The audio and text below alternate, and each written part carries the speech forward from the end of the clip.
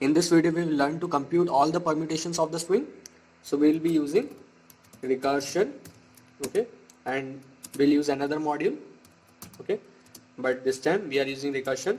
So let's make a function get permutation, okay, and string and I is equals to 0 as the argument. We'll make a if statement if I is equals to the length of string, okay, then we will print the dot join, okay, and the string. Let's make a for statement for j in range of I and the length of string, okay, then words equals c for c in our string, okay.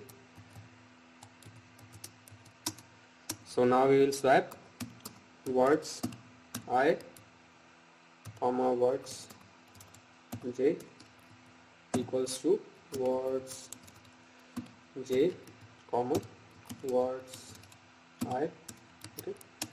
So we'll call the get permutation, okay, and the arguments will be words and I plus 1.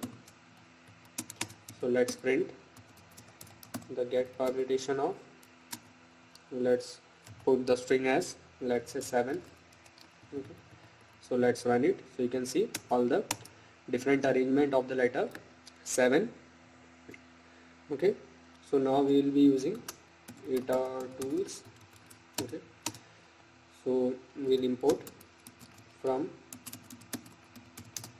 Itertools,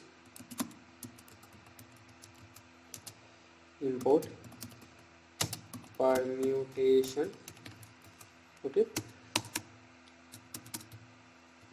So let me assign words is equals to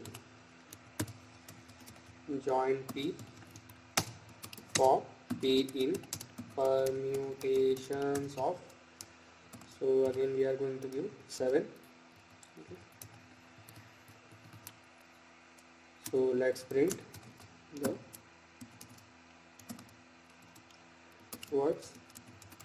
So let's run the program. So you can see different arrangement of letters from the word 7.